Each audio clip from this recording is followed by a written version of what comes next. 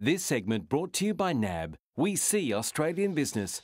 These days, more of you are making international payments overseas.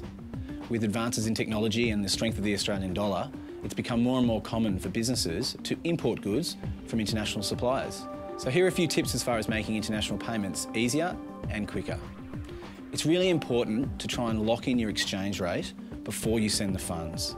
And secondly, you avoid surprise conversions along the way and you control exactly what rate at which your money has been sent. Plus it's quicker. It's always quicker to send in the local currency of the supplier than it is Australian dollars. So it's really important to make sure you've got all the information available to you before making the payment. Requirements vary by country, but they all require you to put the full account details of the receiver. You will need an IBAN number, which is International Bank Account Number, and a SWIFT code. Plus you'll need to add your name and address, plus the recipient's name and address, and make sure you don't put a PO box on there. The reason for the payment is required more and more these days as well. If you're still not sure, just talk to us. Make sure you use the right payment method. Some currencies and countries have restrictions, so you'll have to go into the bank to make those transactions.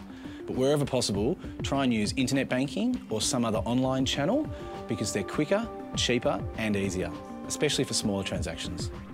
Some banks offer better exchange rates for larger transactions, but there are thresholds involved. So speak to us about what those thresholds are and you might get a better rate. Be aware of cut-off times.